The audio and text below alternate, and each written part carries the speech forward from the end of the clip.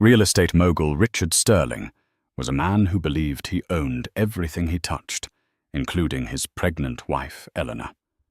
While she slept dreaming of their future family, he committed an unthinkable betrayal. He sold her most cherished possession, a priceless legacy from her late father, all to adorn his mistress with a fleeting symbol of status. He gravely underestimated the woman sleeping in his bed. The next day, it wasn't breakfast that was served, but a cold, hard dose of reality. This isn't just a story of infidelity. It's a story of how a single, heartless act ignited a fire of vengeance that threatened to burn a multi-million-dollar empire to the ground. The silence in the Sterling penthouse on Park Avenue was a specific kind of silence. It wasn't peaceful. It was the heavy, oppressive quiet of a museum after hours, where priceless objects were arranged for display, but never for comfort. Eleanor Sterling. 6 months pregnant, and feeling more like a curated object than a wife, felt its weight every day. Their home, a sprawling duplex with panoramic views of Central Park, was Richard's masterpiece. Every piece of furniture, every painting, every polished marble surface was chosen by him to project an image of untouchable success. It was a monument to his ego, and she was just the most beautiful statue in his collection. Richard Sterling had not been born into this world of silent opulence. He had clawed his way up from the working-class neighborhoods of Queens, fueled by a ferocious ambition that bordered on sociopathic. Real estate was his battlefield, and he had conquered Manhattan one skyscraper at a time. He was handsome in a severe, predatory way, with sharp blue eyes that didn't just look at you, but assessed your value. He loved Eleanor, or so he claimed, but he loved the idea of her, more the perfect, elegant wife with a respectable lineage that sandpapered the rough edges of his own origins. Eleanor, in turn, had once been captivated by his drive. She had been a promising art curator with a keen eye and a passion for her work. When she met Richard, his intensity felt like a gravitational pull. He had pursued her with the same single-minded focus he applied to a business deal, showering her with a lifestyle that seemed torn from the pages of a magazine. She had willingly stepped away from her career, believing the narrative he sold her, that her new job was to be Mrs. Sterling, the mother of his future heir. Now the reality of that role felt hollow. Her days were a structured monotony of prenatal yoga charity luncheons, where she smiled blankly at other wealthy wives and waiting for Richard. He was a ghost in their home, a lingering scent of expensive cologne and the faint echo of a booming voice on a business call. The nights were the loneliest when he would return long after she had gone to bed, or sometimes not at all. Just closing a big deal in Hong Kong, Ellie, he'd murmur over the phone, the excuse a well-worn groove in their conversations. She knew better than to question him. Questions were a sign of weakness, of neediness. 2 things Richard despised.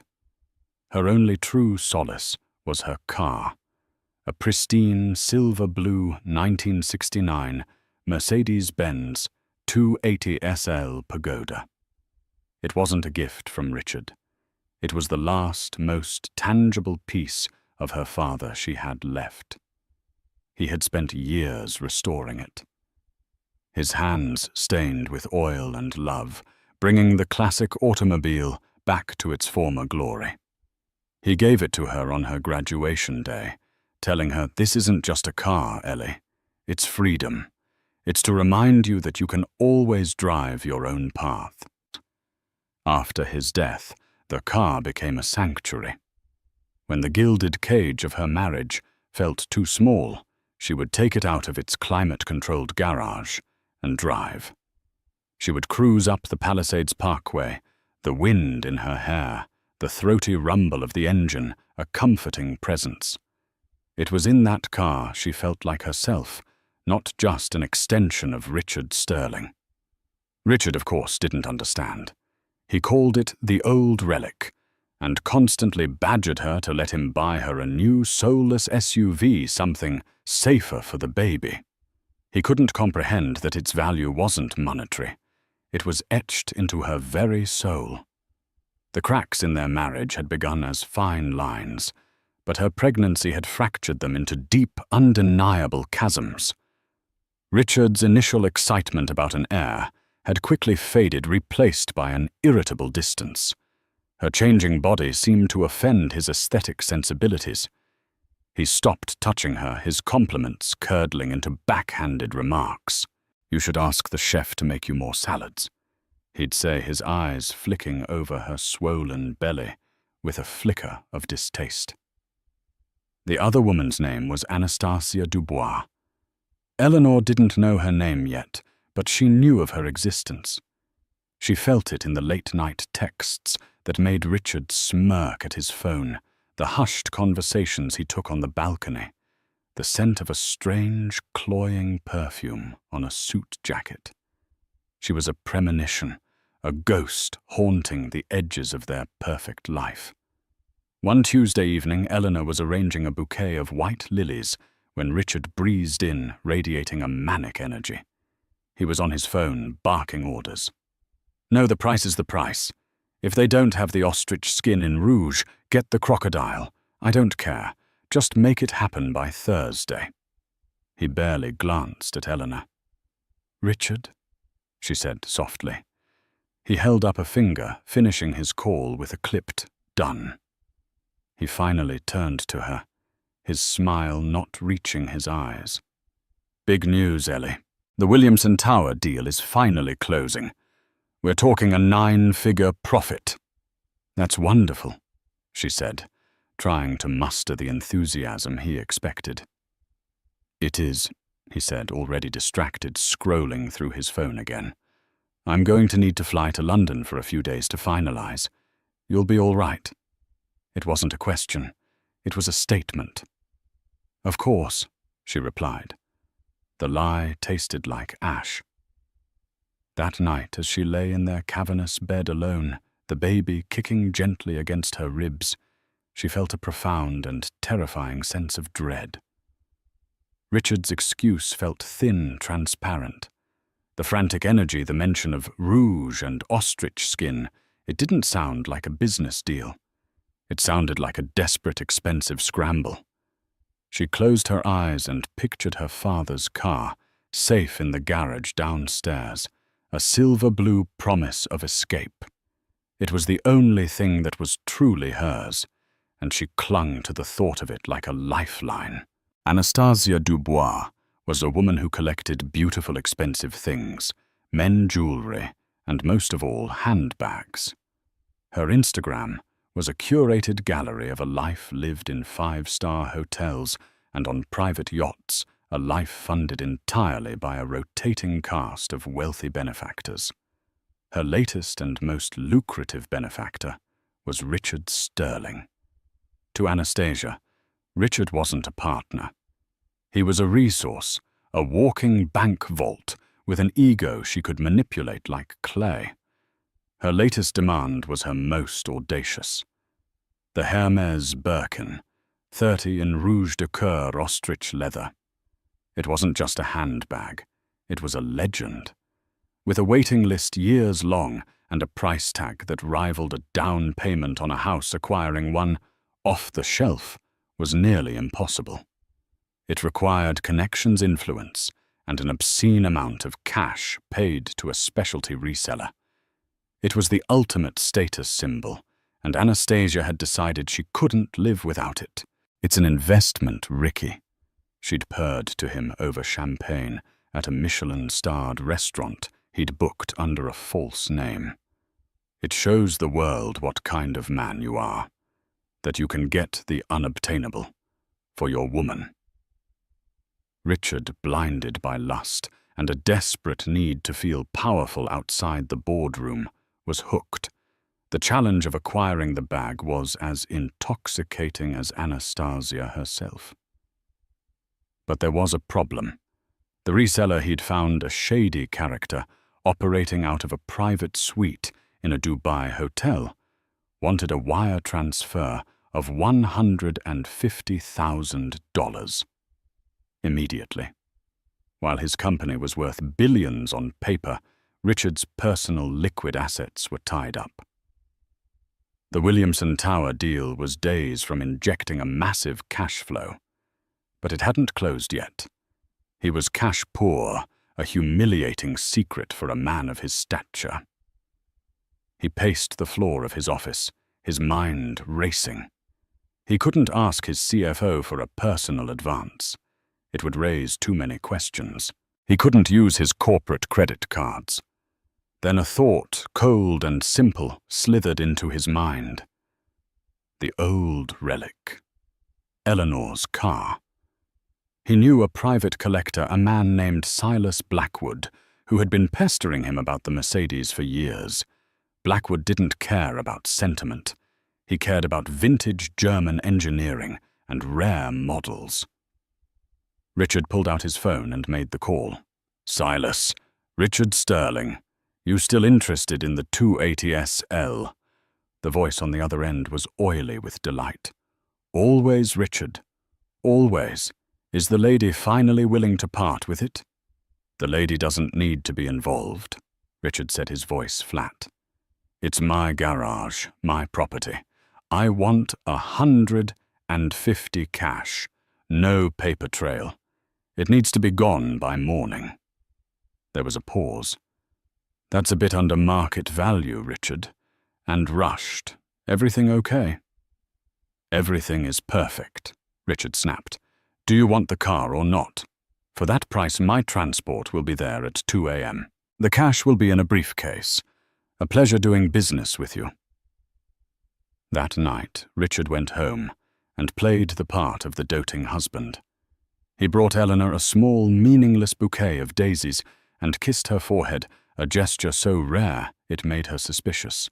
He spoke of the baby, of turning one of the spare rooms into a nursery, all while the betrayal was coiled and ready to strike.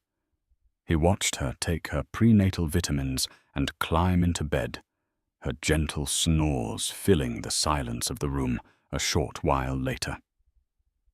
At 1:45 a.m., Richard slipped out of bed. He moved through the penthouse like a thief, his bare feet silent on the cold marble. In the elevator, he didn't feel a shred of guilt. He felt a thrill. He was solving a problem. To him, the car was just an underutilized asset, a piece of metal and leather taking up space. Eleanor's emotional attachment to it was a feminine frivolity he couldn't be bothered to entertain. The deal was clean efficient, a perfect transaction. He oversaw the exchange in the subterranean garage, the hiss of the transport's hydraulics sounding unnaturally loud in the dead of night. He watched as they winched his wife's sanctuary, her last connection to her father, onto the flatbed. He took the heavy briefcase from Silas's man, without a word, the crisp scent of $100 bills, a confirmation of his victory. He never looked back as the truck pulled away, carrying a piece of Eleanor's heart into the darkness. The next morning, Eleanor woke up feeling refreshed for the first time in weeks. The baby was quiet, and the sun was streaming through the floor-to-ceiling windows. She decided she would do it today. She would take the pagoda for a long, meandering drive, just her and the baby, and the open road. She put on a comfortable maternity dress and went downstairs, humming softly. She passed the kitchen, grabbing an apple, and took the private elevator down to the garage. The doors slid open and she stepped out. She stopped. The space was empty. For a moment, her mind refused to process what her eyes were seeing. The perfectly clean, polished concrete floor where the Mercedes should have been. The tire marks were gone. The faint, familiar smell of old leather and gasoline was gone. It was just a void, a gaping, sterile wound in the heart of the garage. Panic, cold and sharp, pierced through her. "No," she whispered. "No, no, no." She ran to the spot, her hand outstretched, as if she could touch a ghost. Had it been stolen? She fumbled for her phone, her fingers trembling as she dialed Richard's number. He answered on the second ring, his voice irritatingly cheerful. "Morning, Ellie. I'm just about to board the jet. What's up?" "The car," she said. Her voice a choked sob. "Richard, the car is gone. The Mercedes. It's been stolen." There was a brief pause on the other end of the line. When he spoke, his voice was laced with a calm condescension that was more chilling than any anger. "Relax, it wasn't stolen." Eleanor froze. What do you mean it wasn't stolen?" "It's gone." "I sold it," he said, as casually as if he were announcing he'd finished the morning paper. The world tilted on its axis. The phone felt slick in her hand. "You... what?" "I sold it." He repeated, a hint of impatience in his tone now. "Look, Ellie, it was an old, unsafe piece of junk. I got a great price for it. I'm going to buy you a brand new G-Wagon. Top of the line. All the safety features for the baby. Consider it an early push present." Eleanor couldn't breathe. The air in the garage felt thick, suffocating. It wasn't about the G-Wagon. It wasn't about safety. He didn't understand, or worse, he didn't care. He had taken her father's legacy, her sanctuary, her freedom, and sold it for a great price. "How could you?" She whispered the words, tearing from her throat. "Richard, that car was... it was my father's. And your father would want you and his grandchild to be safe," he said, his voice slick with manufactured reason. "It's just a thing, Eleanor. An object. You're being overly emotional. I have to go, my flight is boarding. We'll talk when I get back. Go buy yourself something nice." The line went dead. Eleanor stood in the empty garage, the silence now screaming at her. "Just a thing." The words echoed in the void where her car used to be. The betrayal was so profound, so absolute, it was like a physical blow. He hadn't just sold a car. He had sold a piece of her. He had shown her in the clearest terms possible exactly what she was worth to him. She was an object, and like any object he owned, she could be managed, upgraded, or have parts of her sold off for his own convenience. The tears that came were not tears of sadness. They were hot, bitter tears of rage. The sleeping docile statue in Richard Sterling's collection had just woken up, and she was about to bring the whole museum crashing down. For a full hour, Eleanor remained in the garage, the phantom limb of her missing car aching in the empty space. The shock had sublimated, crystallizing into a diamond-hard resolve in the core of her being. The tears dried on her cheeks, leaving salty trails like war paint. Richard's condescending words, "You're being overly emotional." "It's just a thing," played on a loop in her mind, each repetition stripping away another layer of the loving wife she had pretended to be. He had miscalculated. He had assumed her grief would be a feminine hysteria he could placate with a shiny new toy. He had mistaken her quiet nature for weakness. He had failed to understand that the sale of the car wasn't the wound. It was the scalpel that had sliced her open, revealing the festering disease of their marriage. This wasn't just about an affair, she now realized. This was about a fundamental lack of respect, so profound it bordered on contempt. He didn't see her as a partner. He saw her as a possession. Her grief for her father, long dormant, resurfaced, mingling with her rage. Richard hadn't just sold a classic car. He had desecrated a memory. He had taken the last pure thing in her life and liquidated it for his own selfish, unknown purposes. The London deal was a lie. She knew it with every fibre of her being. The frantic energy, the secrecy, it was all for someone else, for the other woman. Slowly, Eleanor walked to the elevator, her movements stiff and deliberate. As she ascended back to the penthouse, a new clarity washed over her. The love she thought she had for Richard was gone, burned away by the fire of his betrayal. In its place was something cold, clear, and dangerous. She was no longer going to be a victim in her own life. She was going to be the architect of his ruin. Back in the apartment, she ignored the concerned texts from her mother and the chipper message from her prenatal yoga instructor.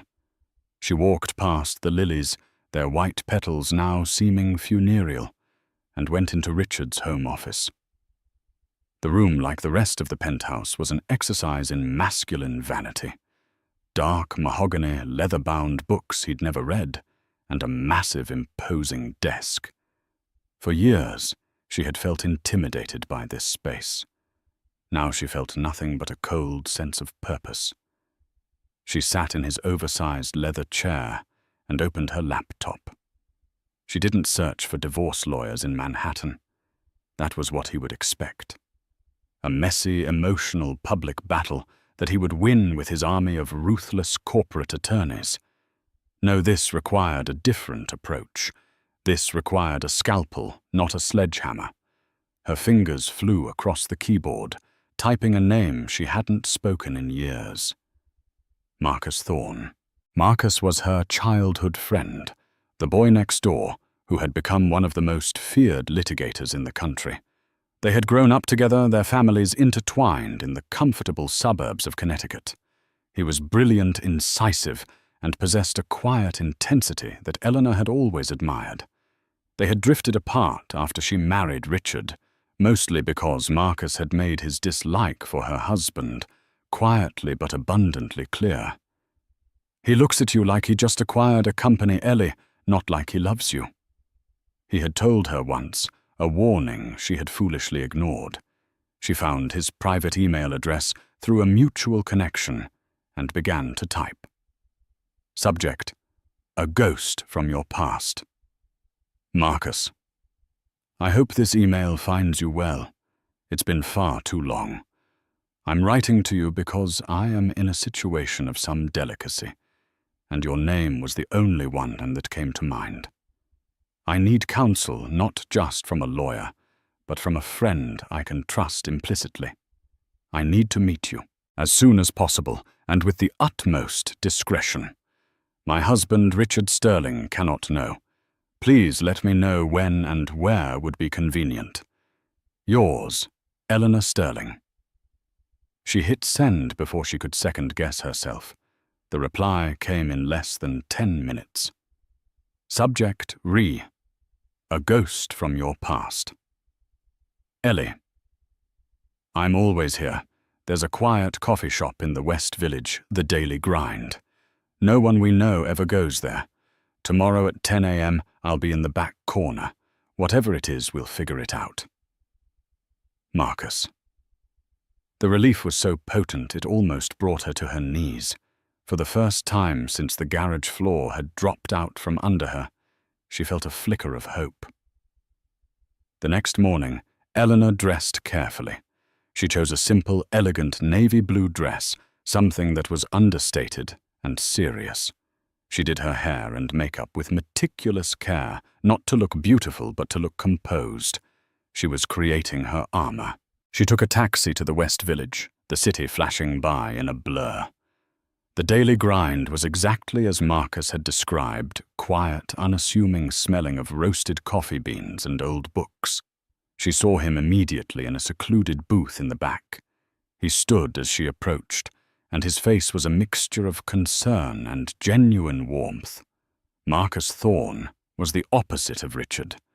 Where Richard was loud and brash, Marcus was calm and observant. His intelligence wasn't a weapon he brandished. It was a quiet confidence that emanated from him. Ellie, he said, his voice soft. He pulled her into a brief, comforting hug. It's so good to see you. But you look troubled. She sat down, her hands clasped tightly on the table. Troubled doesn't begin to cover it, Marcus. A waitress came, and they ordered coffee. Once she was gone, Marcus leaned forward, his eyes full of earnest concern. Talk to me. What did he do? And so she told him. She told him everything. She told him about the lonely nights, the dismissive comments, the creeping suspicion of an affair. And then she told him about the car. As she spoke about her father, her voice cracked for the first time, a single tear tracing a path down her cheek. She quickly wiped it away. He sold it yesterday, she finished, her voice regaining its steel, while I was sleeping. He said he was buying me a safer car. He called it an old relic. He told me I was being emotional. Marcus listened without interruption, his expression hardening with every word. When she was finished, he was silent for a long moment, his jaw tight. That absolute bastard, he said, his voice a low growl. I never liked him. But this is a new level of monstrous. He reached across the table and briefly touched her hand. Okay, Ellie. Okay. First things first. This is not about your emotions. This is about a calculated and malicious act of cruelty. We're past the point of marriage counseling. What do you want? Eleanor looked him directly in the eye, her gaze unwavering. I thought I wanted a divorce. But that's not enough. A divorce is what he expects. He'll throw money at me, try to paint me as a bitter, hysterical wife and move on. I don't want his money, Marcus. I want to take what he values most, his company, his reputation. I want him to feel the same powerlessness he just made me feel. I want to burn his world to the ground. A slow smile spread across Marcus's face. It was a chilling, predatory smile, the smile of a shark that had just scented blood in the water. Good, he said, that I can work with. An emotional divorce is messy. A strategic demolition, however, is an art form. He leaned back, his mind already working, seeing the chessboard and all the pieces. First, we don't file anything. Not yet. We gather intel. We need proof of the affair. We need to know who he sold the car to and for how much. We need to trace where that money went. You said he mentioned rouge ostrich skin. That's specific. That's a lead. You're going to become a ghost in your own house, Ellie. You are going to be meek apologetic. You're going to tell him you overreacted. You will play the part of the dutiful, repentant wife. And while you're playing that part, you are going to find me the evidence I need to utterly ruin him. For the first time that day, Eleanor felt a genuine smile touch her lips. The plan was terrifying, but it was also exhilarating. The sleeping statue was gone. A queen plotting her next move on a chessboard of her own making had taken her place. The awakening was complete. The investigation was about to begin. Returning to the Park Avenue penthouse was like an actress stepping onto a stage. The role Eleanor had to play was nauseating, the contrite, emotional wife who had seen the error of her ways. When Richard returned from his trip 2 days later, he was met not with anger, but with tearful apologies. You were right, Richard, she said, forcing a tremor into her voice and keeping her eyes downcast. I was hormonal and over-emotional. The baby, it makes me sentimental. Of course you were just thinking of our safety. The G-Wagon is a wonderful idea. Richard's relief was palpable and disgusting. He preened, his ego swelling. See, I knew you'd understand, he said, patting her on the shoulder as one would a dog. That's my girl. Logical. He was so blinded by his own arrogance that he couldn't see the glacial fury behind her carefully constructed mask. His underestimation of her was about to become his most costly mistake. While playing the part of the placid wife by day, Eleanor transformed into a forensic investigator by night. Guided by Marcus's late-night texts and encrypted emails, she began her silent war. Her first target was Richard's home office. She waited until he was asleep, his snores echoing through the cavernous bedroom, before slipping into the forbidden room. Her heart hammered against her ribs as she sat at his desk. "Check his credit card statements first," Marcus had advised. "Men like Richard are arrogant. They believe they can hide in plain sight." She logged into his American Express account, the password disgustingly simple, Sterling King 1. She scrolled through months of statements, her eyes scanning for anomalies. There were the usual extravagant dinners, the private jet charters, the custom suits. But then she found it. A series of charges from a high-end floral service she never used for deliveries to an address in Soho, and then a recurring charge for a consulting fee to a shell corporation, AD Enterprises LLC. The initials sparked in her brain. Anastasia Dubois. It had to be.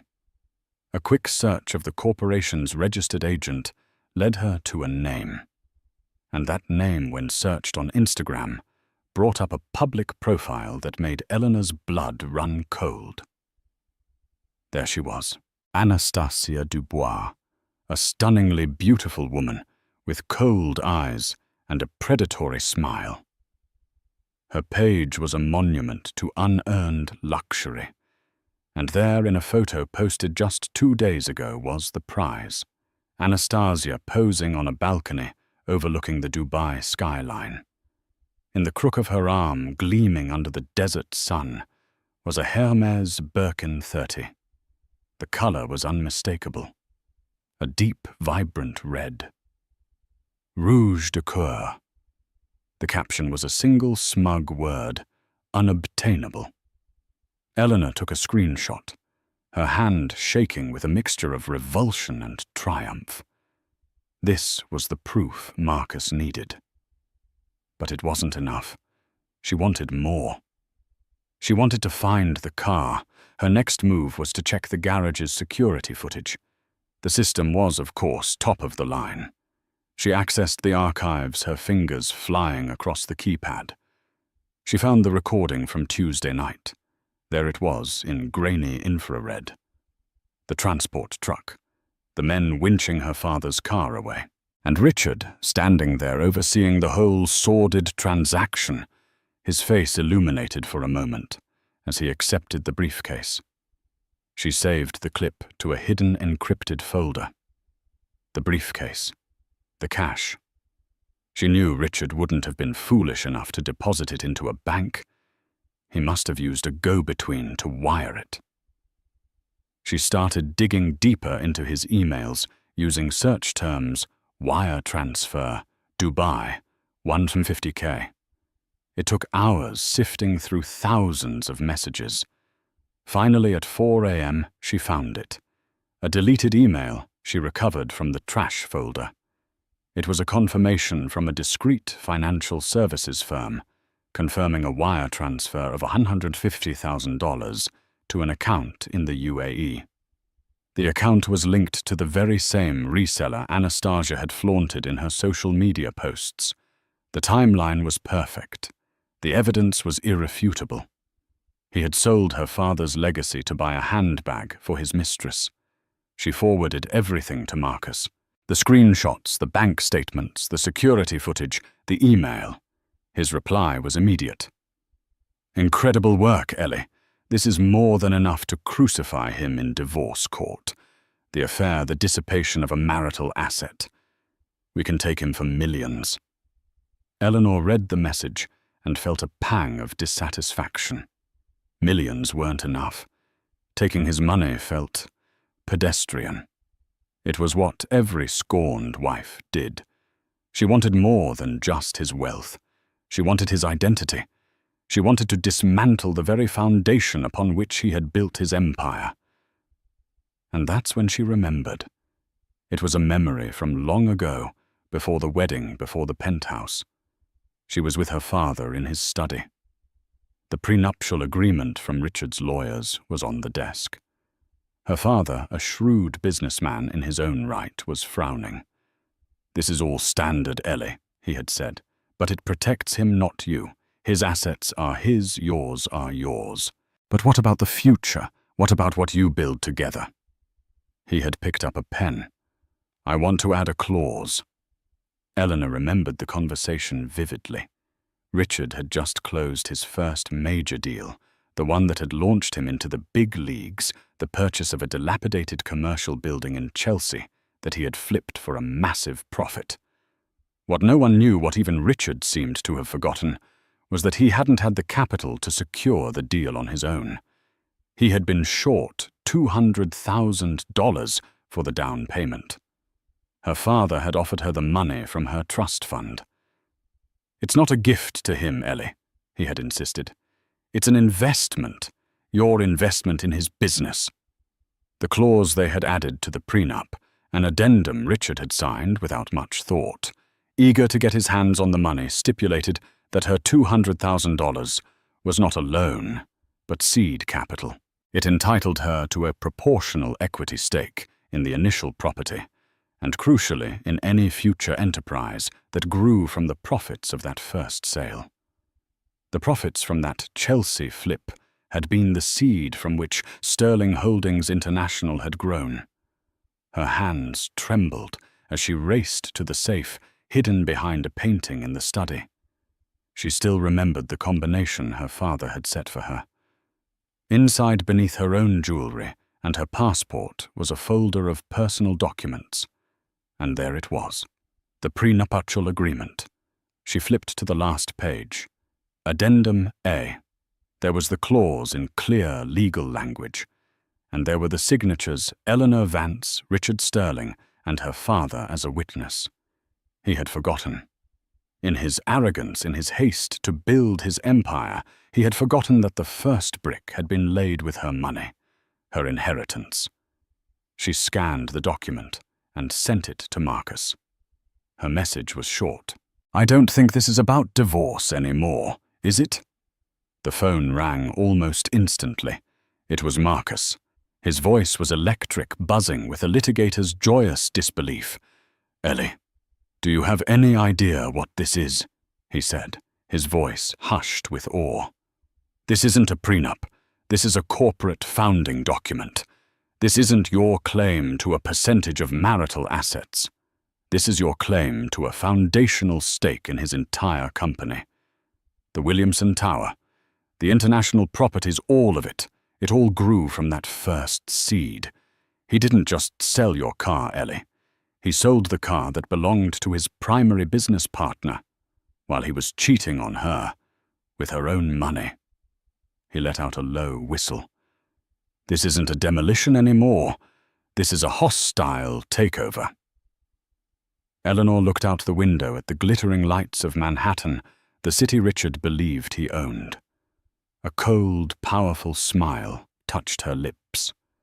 The papers Marcus was about to draw up would be a masterpiece. They would not be divorce papers. They would be the opening salvo in a war for control of Sterling Holdings International, served with a side of public humiliation so complete it would be spoken of in boardrooms for years to come. The investigation was over. The reckoning was about to begin. Marcus Thorne didn't believe in subtlety when it came to delivering bad news. He believed in scorched earth tactics designed for maximum psychological impact. A quiet serving of papers at an office was for amateurs. For a man like Richard Sterling, the humiliation had to be as grand and public as his ego. The perfect stage presented itself a week later, the annual Sterling Foundation Charity Gala. It was the crown jewel of Richard's social calendar, an event where he paraded his philanthropy in front of the city's elite. He would stand on a stage, bathed in a spotlight, and speak of integrity and community, while his pregnant wife stood smiling by his side. This year, the performance would have an unscripted finale. Eleanor played her part to perfection. She allowed Richard to buy her the absurdly expensive armored G-Wagon, thanking him with a kiss on the cheek that felt like pressing her lips to a reptile. She wore the glittering emerald gown he selected for her, its green hue a venomous echo of her intentions. As she looked at herself in the mirror on the evening of the gala, she saw a stranger staring back. A woman with eyes like chips of ice and a serene smile that did not reach them. She was no longer Eleanor Sterling. She was an instrument of justice. The gala was held at the Metropolitan Museum of Art in the Grand Hall housing the Temple of Denda. The ancient stone structure stood as a silent witness to the modern drama about to unfold. Richard was in his element, gliding through the crowd, his hand possessively on the small of Eleanor's back. He shook hands with bankers, laughed with politicians, and accepted accolades for his manufactured generosity. "Isn't he wonderful?" A woman with a face stretched tight from surgery gushed to Eleanor, so committed to giving back. "He's truly one of a kind," Eleanor replied, her voice smooth as silk. At 9 o'clock, Richard took to the stage. The room fell silent. A spotlight found him at the podium, a large screen behind him, displaying the Sterling Foundation logo. He began his speech, his voice booming with false sincerity. "Generosity," he began, "is not about writing a check. It's about building a legacy. It's about creating a foundation for the future for our children." Eleanor stood just to the side of the stage, her posture perfect, her smile serene. She watched Marcus Thorne slip into the room from a side entrance. He was not alone. With him were 2 grim-faced process servers and a man Eleanor recognized from the newspaper's Don Calloway, a notoriously aggressive reporter for the Wall Street Journal, whom Marcus had tipped off about a hostile takeover of a major real estate firm. As Richard continued his speech, weaving a tapestry of self-congratulatory lies, Marcus gave a subtle nod. The 2 process servers began to move, flanking the stage from either side. They moved with a quiet, deliberate purpose that began to draw the eyes of the guests in the front rows. A murmur rippled through the crowd. Richard, sensing the shift in the room's energy, faltered for a moment. He glanced to the side, his eyes narrowing as he saw the 2 men approaching the stage. "It is in that spirit of building," he tried to continue, his voice a little louder, "that we must all strive." At that moment, the first process server mounted the steps to the stage. He walked directly to the podium and placed a thick bound document on it with a definitive thud. "Richard Sterling," the server said, his voice calm but carrying in the suddenly silent room. "You have been served." The second server placed an identical document in Eleanor's waiting hands. All eyes swiveled from Richard to his beautiful pregnant wife. Richard stared at the document as if it were a venomous snake. The cover page was stark: Eleanor Vance Sterling, plaintiff, Vools. Richard Sterling and Sterling Holdings, international defendant. His face went white. He looked from the papers to Eleanor, his eyes wide with confusion and fury. Her serene smile was gone. In its place was a look of cold, implacable judgment. She met his gaze and gave a slight, almost imperceptible nod. It was a confirmation. "Yes. This is happening. I did this." Don Calloway, the reporter, was already snapping photos, his flash a series of brilliant, damning explosions. Richard.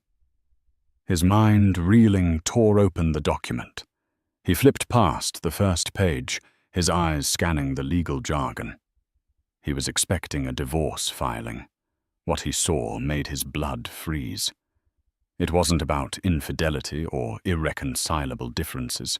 It was a petition to the court for an emergency injunction to freeze his corporate assets. It cited breach of fiduciary duty to a founding partner. It detailed the fraudulent dissipation of a marital asset, the car and the use of the proceeds for non-business purposes.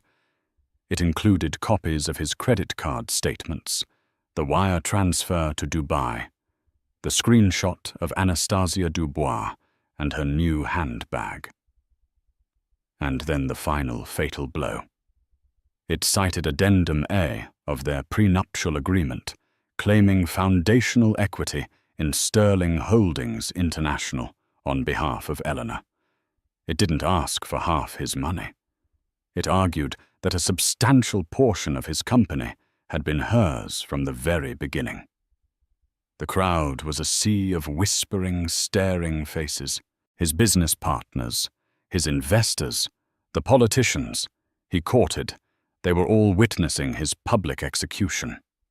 The screen behind him, still glowing with the Sterling Foundation logo, now seemed like a cruel joke. He looked at Eleanor again, a strangled noise escaping his lips. "You!" he rasped, his voice barely a whisper. She took a step forward, her voice clear and steady, amplified by the microphone still live on the podium. "You told me it was just a thing, Richard," she said, her words cutting through the stunned silence. "An object. You were right. It was an object that my father and I invested in your future. It seems you forgot to pay your dividend." With that, she turned her back on him. She walked off the stage past the shocked faces, her head held high. Marcus was waiting for her at the door. He placed a protective hand on her arm and guided her out into the cool night air, away from the implosion of the life she was leaving behind. Inside, Richard Sterling stood alone on the stage, bathed in the merciless glare of the spotlight, clutching the papers that outlined the complete and utter destruction of his world. The reckoning had been delivered. The fallout from the gala was immediate and catastrophic. Don Calloway's article hit the Wall Street Journal's front page the next morning, complete with a photo of Richard's stunned face on stage and another of Anastasia's smug Instagram post. The story was a Molotov cocktail of corporate malfeasance and sordid scandal, and it torched Richard Sterling's reputation to ash.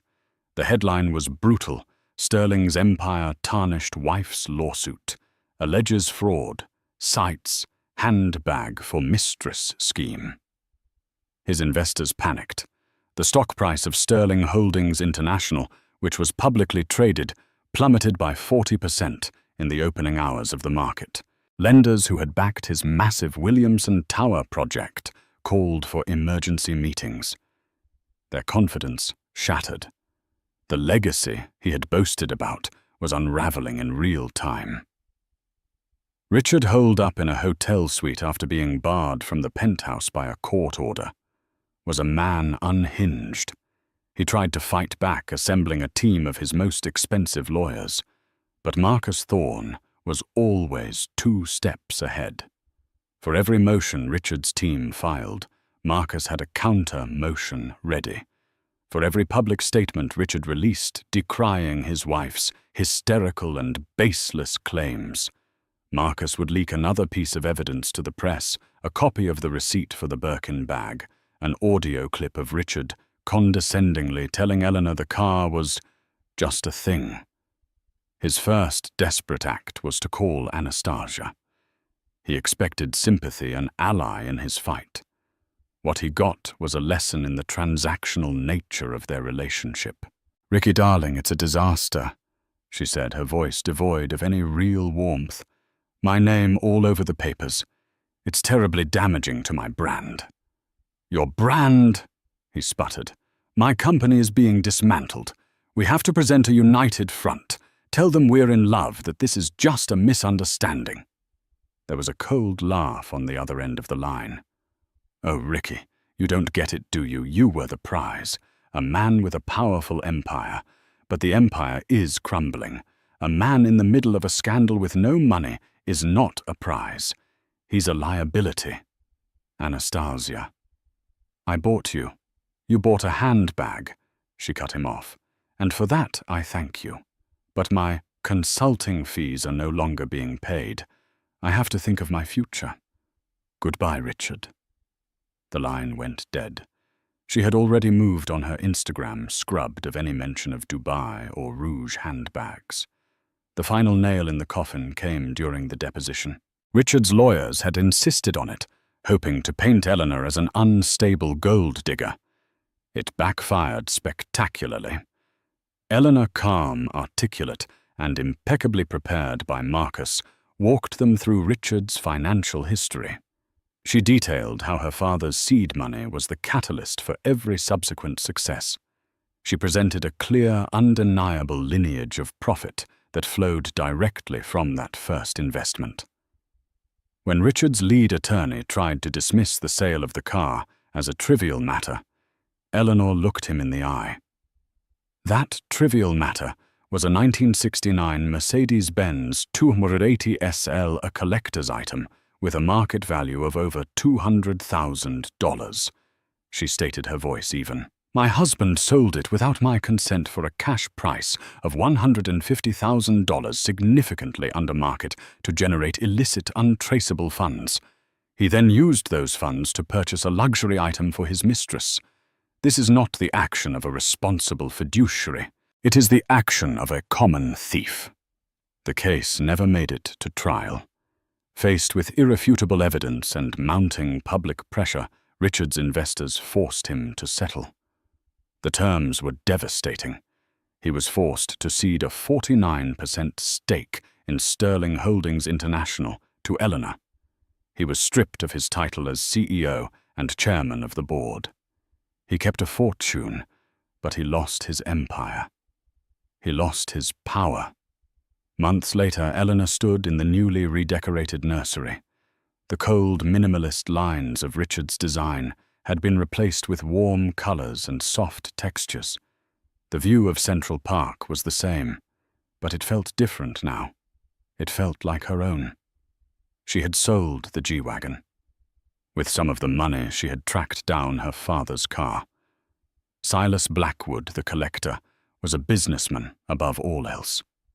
Faced with the threat of being subpoenaed in a high-profile fraud case, he was more than happy to sell the car back to her for the exact price he paid. Sometimes she would go down to the garage now, just hers, and run a hand over the cool silver-blue metal. It was more than a car. It was a symbol of her journey. It had been taken, but she had gotten it back, and in doing so had reclaimed herself. A news alert buzzed on her phone. It was a society gossip column with a photo of Richard Sterling looking gaunt and aged at a table in a generic restaurant. The headline read, "Where are they now, the fallen king of real estate?" Eleanor deleted the notification without reading it. She had no interest in his fate. She placed a hand on her swollen belly, feeling the strong, steady kick of the new life within her. She was no longer a statue in a gilded cage. She was a mother, a majority shareholder, and the master of her own destiny. She had been betrayed, but she had not been broken. She had taken the pain and forged it into power, building a new foundation, not of steel and glass, but of strength, resilience, and the quiet, unshakable freedom of a woman who could finally truly drive her own path. What you've just heard is a story of the highest form of betrayal and the most satisfying taste of revenge. Eleanor Sterling's journey from a silenced wife to a titan who reclaimed her power serves as a chilling reminder. Never underestimate the person you think you own. Her victory wasn't just in the courtroom. It was in the rediscovery of her own strength, a strength her husband was too arrogant to ever see. If this story of a woman who turned her pain into a multi-million-dollar payback captivated you, imagine what other stories of secrets, lies, and justice are waiting to be told. Don't miss out. Hit that like button if you believe Richard got what he deserved. Share this video with someone who loves a story of epic revenge, and most importantly, subscribe to the channel and ring that notification bell. You won't want to miss the drama we uncover next.